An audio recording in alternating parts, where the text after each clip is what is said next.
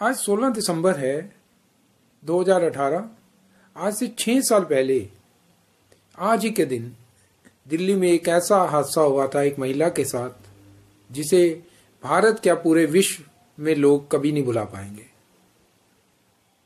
मुझे आज भी वो दिन याद है।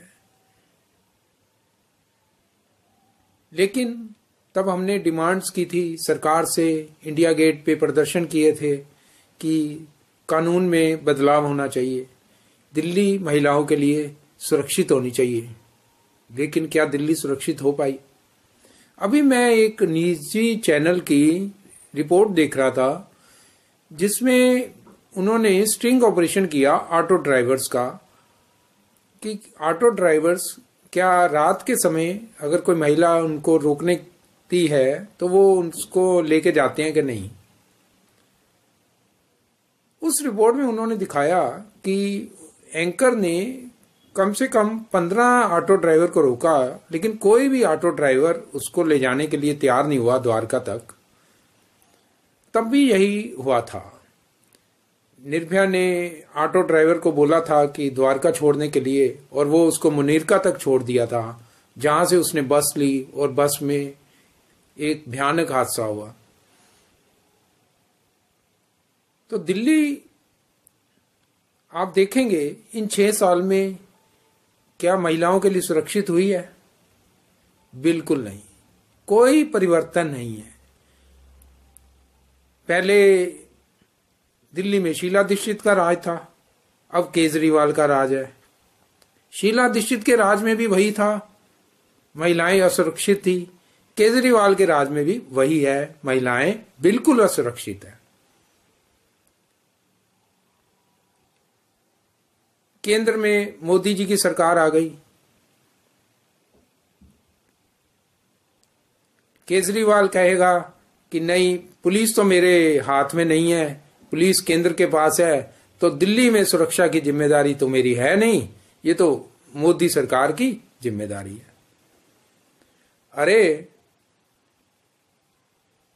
एक दूसरे पे आप जिम्मेदारी डाल रहे हैं, क्या आपको ये नहीं लगता कि अपनी भी कम से कम आपकी जिम्मेदारी है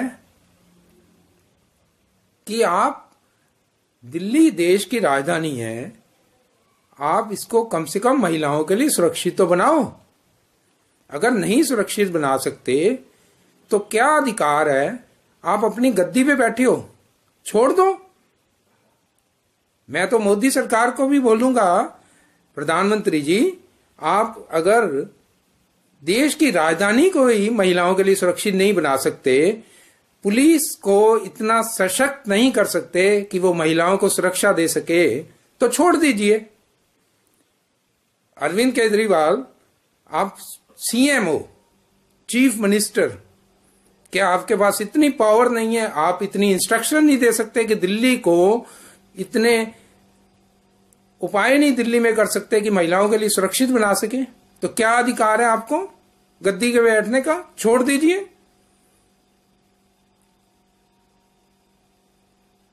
ये मेरा अपना अनुभव है कि चाहे किसी की भी सरकार आ जाए, कांग्रेस की, बीजेपी की, आपकी, किसी की भी सरकार आ जाए, इन नेताओं का की इच्छा शक्ति नहीं है कि दिल्ली को एटलीस्ट महिलाओं के लिए सुरक्षित बनाया जाए। अगर इच्छा शक्ति होती तो आज 6 साल बाद, निर्भया कांड होने के बाद, दिल्ली सुरक्षित हो चुकी होती। अभी आज ही मेरी कुलीग बता रही थी कि उसकी बहन और मदर रात के 12 बजे शादी से लौट रहे थे। किसी रास्ते में कोई द्वारका में कोई सुनसान इलाका था, तो कैब से आ रहे थे और 2 लड़के एकदम आगे आगे कैब पे और जोर पे कैब के शीशे पे हाथ मारा और उसे कहा रोको। वो तो ड्राइवर की समझदारी थी, वो कैब को उसने रोका नहीं, बड़ी स्पीड से भगा के ले गया।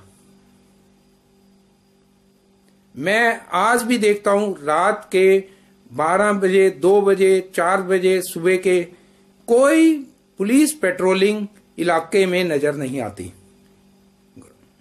ये सिर्फ एक इलाके की बात नहीं है, सब जगह यही हाल है। दिल्ली के हर इलाके में पुलिस के जो बैरिकेड लगा देते हैं और सोचते हैं कि बस बैरिकेड लगा दी, उनकी जिम्मेदारी खत्म हो गई। पुलिस का ध्यान दिल्ली को सुरक्षित बनाने में है ही नहीं, और ना सरकारों का है। इसमें सिर्फ पुलिस को भी दोष नहीं दे सकते। सबसे बड़ी बात, ये जो हमारे नेता हैं जिनको हम चुन के सत्ता देते हैं, वो ही हमें सुरक्षा नहीं प्रदान सकते।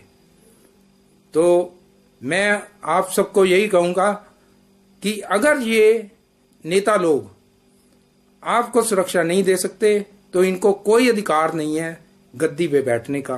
आप उतार फेंकिए इनको गद्दी से, और अगले चुनाव में आप उसी को वोट दीजिए जो दिल्ली को एटलीस्ट कम से कम देश की राजधानी को तो सुरक्षित बनाए। धन्यवाद।